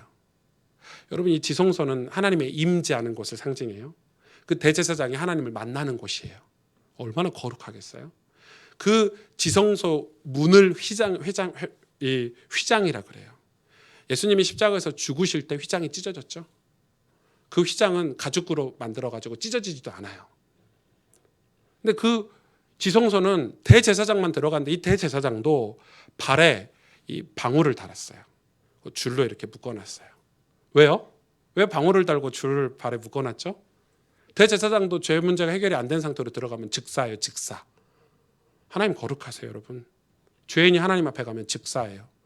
제사장이 죽으면 그를 끄집어 꺼내려고 들어가면 또 죽겠죠. 왜? 또 죄인이니까. 또 들어가면 또 죽겠죠. 그래서 줄을 달아놔서 방울 소리가 안 들리면 당겼어요. 무섭죠? 지성소는 그런 곳이에요. 근데 그 휘장에 피를 7번, 7은 유대인들에게 완전 숫자예요. 완전한 구원이에요. 그리고 그 피를 어디다가 또 찍었죠? 향단의 뿔. 향단의 뿔에다가 피를 찍었어요. 손가락으로. 향단의 뿔은 뭘 상징하죠? 하나님 기뻐 받으시는 흠양하시는 기도를 상징해요. 피가 없으면 기도를 안 받으세요. 그리고 명심하셔야 돼요. 우리가 막 기도를 2시간, 3시간 열심히 한다고 들으시는 게 아니에요. 하나님은 바리새인들의 기도를 듣지 않으셨어요. 난 너희들을 도대체 알지 못하노라. 왜요? 하나님이 원하시는 기도, 예수 그리스도의 보혈의 피를 찍은 기도. 하나님 우리의 피를 받으시지 그리스도의 피를 받으시지 나의 열심을 받으시는 게 아니라니까요. 그리고 그 피를 어디다 뿌렸죠? 번제단에 뿌렸어요. 번제단에 남은 피를 다 뿌린 거예요. 그럼 어떻게 되죠? 내 발에 피가 적시겠죠. 이 번제단 바닥에 그 큰 짐승을 잡았잖아요. 피가 막 흥건하겠죠. 그럼 내 발이 어떻게 해요? 막 질퍽질퍽 거리잖아요. 여러분 그걸 얼마나 각인이 되겠어요. 아, 이 피. 제가 나중에 이제 뭐 비둘기를 잡는다든지 이렇게 뭐 이 곡물을 드리는 이 속죄제에서 다음 주에 조금 설명할게요. 오늘 설명할 게 너무 많아가지고 의미가 다 있거든요. 피가 얼마나 중요한, 이 번제단이 예수 그리스도의 보혈의 피를 흘려진 게 상징하는 거예요. 짐승의 피가 이 번제단에 가득하여 이 신발에 발에 피가 얼마나 느껴질 만큼 적셔져 있는 거예요. 여러분 보혈의 피가 우리 인생을 적셔야 우리는 새로운 인생을 살 수 있어요. 보혈의 피가 우리 삶을 적셔야 우리는 감사와 그 말로 다할 수 없는 이 영적인 눈이 띄어지고 새로운 삶을 살 수 있어요. 피가 완전 적셔지는 거예요. 우리 발바닥에. 피를 밟고 제사를 드리는 거예요. 레위기 4장 11절에서 12절에 그 수송아지의 가죽과 그 모든 고기와 그것의 머리와 정강이와 내장과 똥, 곧 그 송아지의 전체를, 자 중요해요. 진영 바깥 재버리는 곳인 정결한 곳으로 가져다가 불로 나무 위에서 사르되 곧 재버리는 곳에서 불사를 지니라. 그렇게 피를 다 뿌리고 나서요, 나머지 고기가 있을 거 아니에요. 그 고기 전체를 진영 바깥, 진영 밖이란 말은 성막 바깥을 얘기하거든요. 재버리는 곳, 막 제사를 막 드리면 그 재가 남잖아요. 그 제사를 버리는 곳에서 태우라는 거예요. 이건 진짜 중요한 메시지예요. 진영 밖, 진영 밖. 이 속죄제의 중요한 것은 이 속죄제의 끝을 진영 밖에서 마무리하게 하셨어요. 진영 밖. 히브리서 13장 11절에서 15절에 11절 12절만 읽을까요? 이는 죄를 위한 짐승의 피는 대제사장이 가지고 성소에 들어가고, 잘 보세요. 그 육체는, 왜 육체라고 했을까요? 예수님의 육체를 말하는 거기 때문에. 그 육체는 영문 밖에서 불사릅니다. 그러므로 예수도 이제 설명하고 있죠. 자기 피로써 백성을 거룩하게 하려고 성문 밖에서 고난을 받으셨느니라. 그런즉 우리도 그의 치욕을 짊어지고 영문 밖으로 나아가자. 자, 여기서 진영 밖은 어디죠? 예수님이 어디서 십자가에 죽으셨죠? 예루살렘 성전 안에서 죽으셨는가요? 아니죠. 예루살렘 성전 바깥 골고다 언덕에서 예수님이 십자가 지셨어요. 진영 밖. 이 말씀을 성취하시려고.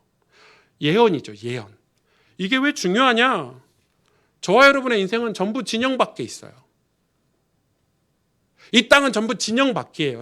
천국 밖이에요. 천국에 입성한 사람들이 이 땅에 아무도 없어요. 성문 안으로 들어갈 수 없는 우리 인생이에요. 천국을 입성할 수 없는 인생이에요. 예수님은 거기로 찾아오셨고 거기서 피를 흘려주셨고 거기서 죽으셨어요. 우리 발밑에 피를 흘려주셨어요. 여러분 성전 안에 있던 사람들이 누구였죠? 그 당시에? 바리새인들, 종교 지도자들. 성전 안에서 우린 깨끗해. 우리는 의로워. 하나님 아시죠? 내가 하루에 몇 번씩 저작거리에 나가서 기도하는지 하나님 아시죠? 제가 10의 1조를 어떻게 드리는지 하나님 아시죠? 내가 어려운 사람을 어떻게 도왔는지 하나님 다 보고 계시죠? 이랬던 사람들이 바리새인이거든요. 예수님이 십자가에 죽을 때 바리새인들이 예수님을 조롱했어요. 뭐라고요? 죄인이라고. 그래서 우리는 어디로 가야 되죠? 이 속죄제는 어디서 드려야 되죠? 진영 밖에서. 그래서 히브리서의 저자가 뭐라고 하냐면 우리도 그의 치욕, 예수님의 치욕을 짊어지고 영문 밖으로 나아가자 이렇게 설명하고 있어요. 이건 두 가지 해석할 수 있겠죠. 우리가 예수님을 믿고 구원받은 저와 여러분이 세상 영문 밖에서 살아야 된다는 의미를 얘기하는 거예요.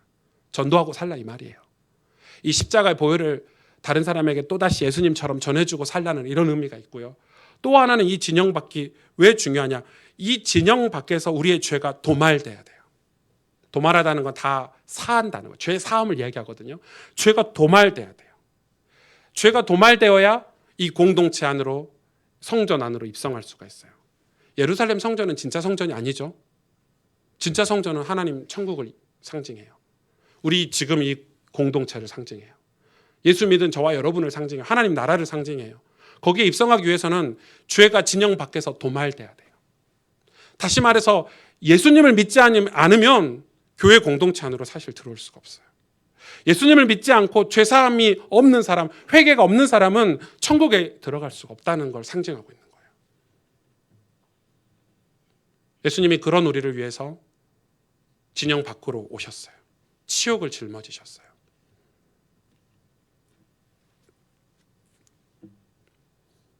오늘 이 메시지는 여러분 많이 들어보셨겠지만 정말 중요한 거예요. 왜냐하면 하나님은 저와 여러분에게 원하시는 게 무엇이냐?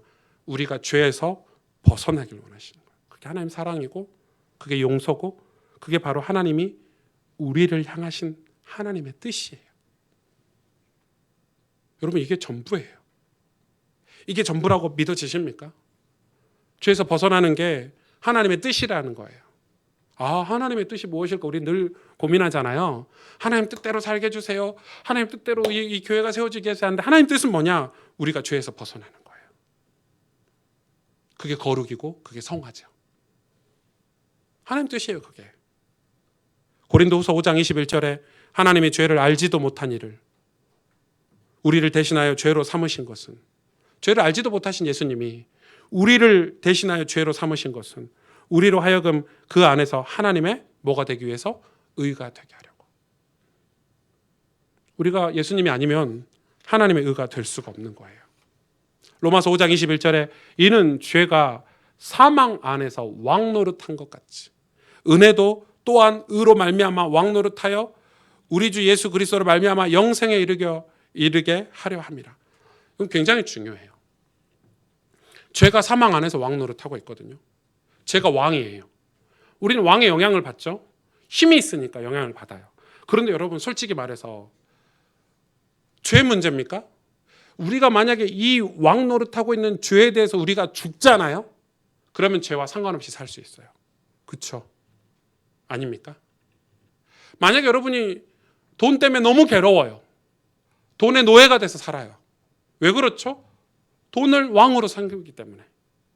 근데 돈에 대해서 내가 죽어버리면 더 이상 돈 때문에 스트레스를 받지 않겠죠. 돈에 대해서 죽은 상태니까. 죄가 왜 우리 인생의 왕으로 들어와 있냐? 우린 죄를 사모하고 흠모하도록 사는 죄에서 아직 못 벗어났기 때문에. 죄는 달콤하고요. 죄는 쾌락을 우리에게 가져다 주고요. 엄청난 우리에게 즐거움, 세상 즐거움을 가져다 주는데 그 죄를 향하고 있기 때문에 우리 죄가 우리 인생의 왕이 되는 거예요. 예수님은 그런 우리를 은혜가 왕 노릇하도록 우리에게 와주신 거예요. 여러분, 우리 인생에 은혜가 왕이 돼야 돼요. 예수 그리스도의 보혈이 우리 인생의 왕이 돼야 돼요. 그럼 우리 인생은 완전 새로운 삶이 되겠죠. 여러분, 이게 정말 중요하죠. 로마서 6장 20절에 23절에 너희가 죄의 종이 되었을 때에는 의에 대하여 자유로웠느니라. 너희가 그때 무슨 열매를 얻었느냐? 이제는 너희가 그 일을 부끄러워하리니 이는 그 마지막이 사망임이니라. 그러나 이제는 너희가 죄로부터 해방되고 하나님께 종이 되어 거룩함에 이르는 열매를 맺었으니 그 마지막은 뭐라고요? 영생이라. 죄의 삭은 사망이요 하나님의 은사는 그리스도 예수 우리 주 안에 있는 영생이니라. 아멘. 아멘. 저는 가스펠교회 모든 성도들이 천국에 입성하길 원해요. 아멘. 여러분의 자녀들과 여러분의 부모님들, 형제들이 다 천국에 입성하길 원해요. 그럼 제가 옛날 시시콜콜한 1960년대, 70년대 목회를 하는 목사입니까? 제가 천국 얘기를 하니까 저한테 그렇게 얘기하더라고요. 네. 여러분, 그게 신앙의 가장 중요한 거예요. 물론 이 땅에서 성공도 해야 되죠. 저는 여러분이 이 땅에서 잘 됐으면 좋겠어요. 사업도 잘 되시고요. 다 성공하시고요. 자녀들도 많이 낳고 복 받고 좋은 집에서 좋은 차 타고 떵떵거리며 살기를 원해요. 그러나 성경은 그걸 얘기하지 않아요. 요한일서 1장 9절에서 10절에 만일 우리가 우리 죄를 자백하면 그는 미쁘시고 의로우사 우리 죄를 사하시며 우리를 모든 불의에서 깨끗하게 하실 것이요. 만일 우리가 범죄하지 아니하였다 하면, 회개하지 않으면 하나님을 거짓말하는 이로 만드는 것이니 또한 그의 말씀이 우리 속에 있지 아니하니라. 말씀이 우리 속에 없으면 우리는 죽은 존재예요. 하나님의 영, 말씀이 육신이 되어 우리 가운데 오신 예수님이 우리 안에 없으면 우리는 하나님과 상관없는 존재예요. 바리새인들처럼. 하나님과 상관없으면 우리는 죽고 나서 하나님 품에 갈 수가 없죠. 하나님과 상관이 없는데 어떻게 하나님의 이 의로운 존재가 될 수 있겠어요? 저는 한 가지 해결하지 못한 제 인생의 숙제가 있어요. 제가 여태 이렇게 복음을 듣고 신학을 공부하고 목회자의 길을 이렇게 걸어오면서 수많은 시행착오를 했지만 제가 한 가지 숙제가 뭐냐면 아직 부흥을 경험해보지 못했어요. 저는 이렇게 생각해요. 저는 젊잖아요. 얼마나 많은 걸 공부하고 책도 보고 이렇게 살펴보겠어요. 많은 걸 살펴보면 뭐 교회가 시스템을 잘 준비하면 하나님 부흥해 주실 거야. 교회가 뭐 이런 걸 준비하고 저런 걸 준비하면은 또 그릇을 갖추면 하나님 축복하실 거야. 뭐 이런 메시지를 너무 많이 들었어요. 근데 제가 성경을 읽으면서 진짜 고민되는 게 뭐냐면, 제 갈등이 뭐냐면, 성령이 임하셔서 성령께서 임재하셔서 우리가 하나님 앞에 회개하고 거기서 나오는 그 감사의 고백들, 기쁨도 줄치할 수 없는 그 희열들을 느끼면서 변화되는 그 흘러가는 그 생명의 강들이, 에스겔서에 나와 있는 생명수가 막 흘러가는 것서 그 생명수가 흘러가면서 나무들이 살아나고 꽃이 피고 열매가 맺고, 이런 부흥이 저는 교회 안에 있어야 된다고 생각하고 그게 이 땅에 다시 회복돼야 된다고 생각해요. 근데 그런 부흥이 언제 있었냐? 우리나라에 1970년대에 있었고요. 시대마다 하나님이 그런 부흥의 때를 허락하셨더라고요. 영국에서도 마찬가지고 미국에서도 마찬가지고 그런 부흥의 때가 있어요. 그거는 불가항력적인 은혜였어요. 막 술 중독자가 하나님 앞에 회개하고 막 이상한 사람들이 하나님 앞에 회개하고 자기 죄를 자백하고 고백하고 새 삶을 살겠다, 하나님 앞에서 살겠다, 이런 고백들이 막 터져 나오고 용서하고 사랑하고, 우리가 이해할 수 없는, 우리 논리적으로 우리의 그런 이 개념으로 우리의 그런 체험으로 이해할 수 없는 일들이 막 벌어지는 거예요. 그런 부흥 저는 아직 경험 못 해봤어요. 물론 성령에 대해서 알아요. 성경을 보고 있고 메시지를 들으니까 알아요. 그리고 성령을 체험했던 증인들에 대해서 어느 정도 이해는 하고 있어요. 그러나 저는 성령의 역사가 지금도 너무 갈급해요. 그거는 여러분에게 대한 메시지가 아니에요. 제 자신에게요. 제 자신에게요. 왜 나는 이 부분을 아직 해결하지 못할까? 나는 왜 이런 죄를 아직도 해결하지 못할까? 우리는 지금 복음을 너무 지식적으로 관념적으로만 전해 듣고 있어요. 다시 말해 우리 삶에 죄가 그대로 있다는 거예요. 죄가 그대로 있으면 성령께서 절대 함께 하시지 않아요. 성령께서 임하시지 않아요. 우리 그릇 안에 더러운 게 가득한데 성령께서 오실 수가 없어요. 그 더러운 죄가 가득하면 거기에 주인 노릇은 누가 하고 있냐? 마귀가 하고 있는 거예요. 죄의 주인은 마귀예요. 죄가 가득하고 있으면 마귀가 주인 노릇하고 있어요. 사망이 왕 노릇하는 거예요. 우리 삶에. 어떻게 해야 되냐? 비우어야 돼요. 비우는 거예요. 십자가는 죽는 거예요. 그래서 뭐라고 하니까 예수님이 내가 날마다 죽노라, 십자가에서 죽노라. 십자가에서 죽을 때 하나님이 성령이 채워진대요. 성령이 오시면, 성령이 내 안에 들어오시면 성령의 능력으로 이 세상이 감당하지 못하는 삶을 산다는 거예요. 그게 진짜 예수 믿는 사람의 삶이에요. 세상과 타협하지 않고 죄와 싸우고 하나님이 우리에게 열어주신 그 거룩의 길을 가는 사람들, 믿음의 길을 가는 사람들, 예수님을 온전히 따르는 신앙생활, 저는 그게 부흥이라고 생각하는데 저는 아직 저에게 해결하지 못한 과제로 남아있어요. 아마 제가 왜 그걸 과제라고 표현하냐면은 저는 그런 목회를 꿈꾸고 기도하고 있어요, 여러분. 그걸 위해서 준비해왔고 그걸 위해서 매일 교회에서 엎드려 기도해요. 제가 많이 해봤어요. 복음 메시지 전해봤어요. 영접 우리는 많이 시키잖아요. 저는 우리 가족들 제가 영접 메시지 해가지고 막 영접하세요 이런 거 안 하거든요.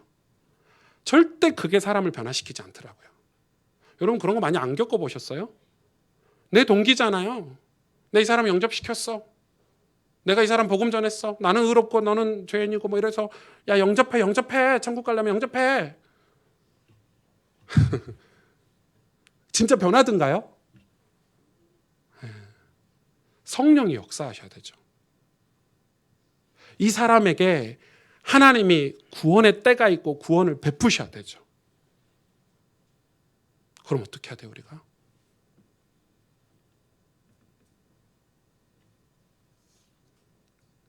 그 구원의 역사가 일어나기 위해서 우리가 뭐의 삶을 회복해야 돼요? 속죄제. 다시 말해서 오늘 속죄제의 삶은 회개 제사예요. 회개는 예수를 믿는 거예요. 회개는 다시는 죄 안 짓게 해주세요가 아니에요. 회개는 예수님을 믿는 거예요. 예수님이 아니면 죄가 다시 안 지을 수가 없어요. 회개는 예수님을 다시 만나는 거예요. 다시 여호와께 돌아가는 거예요. 그럼 우리 또 실수할 수 있죠. 또 돌아가는 거예요. 그래 날마다 회개하래요. 죄를 깨달을 때마다 회개하래요. 속죄제는 우리 지금 말로 이야기하면 회개 제사예요. 회개 예배예요. 십자가의 보혈의 은혜를 깨닫는 게 회개잖아요. 그거 아니면 구원받을 수가 없으니까. 여러분 회개의 삶을 우리가 다시 회복해야 됩니다. 예수 그리스도께서 십자가에서 흘리신 보혈이 회개를 통해 내 삶에 들어와야 되고 그 보혈이 내 삶을 적셔야 되고 제단 향단 하나님 앞에 기도하는 그 뿔에 찍어야 되고 하나님이 임재 가운데 임하는 그곳에 7번 피를 묻혀야 되고 그 말은 무슨 말이에요? 예수님 보혈의 은혜로 다시 하나님 앞으로 돌아가는 거예요. 물고기가 물속으로 다시 돌아가야 살 수 있어요, 여러분. 나무가 땅속으로 다시 돌아가야 살 수 있어요. 생명이 생겨요. 우리가 왜 무기력하죠? 왜 불평하고 원망하고 감사가 없고 남을 정죄하고 비난하고 자책하고 이렇게 영적으로 무기력한 삶을 살고 있죠? 회개가 없기 때문에. 회개하십시오. 작은 죄라도 다 회개하십시오. 목사님 꼭 그렇게 해야 됩니까? 예수님 다 해결하셨는데 뭐 복음이면 됐지. 뭐 그냥 뭐 대충 살면 되지. 그게 맞습니까? 성경 읽어보십시오. 속죄돼서 얼마나 자세히 가르쳐 주셨는지. 꼭 우리가 뭐 손가락으로 피 찍어가지고 거기다 뭘 또 찍는 이런 것까지 하라고 하십니까? 피를 그냥 아무데나 버리면 되지 꼭 번제단에 버려야 되고 여기서 제사 지내면 되지 또 진영 밖으로 왜 추워 죽겠는데 들고 나가라 그러십니까? 그러니까 뭐죠? 예수 대충 믿고 알았어 그거 기초 다 알아, 기본 다 알아, 예수 믿는 거 나도 믿으면 돼, 나중에 믿으면 되지, 다 이런 거죠. 기도하십시다.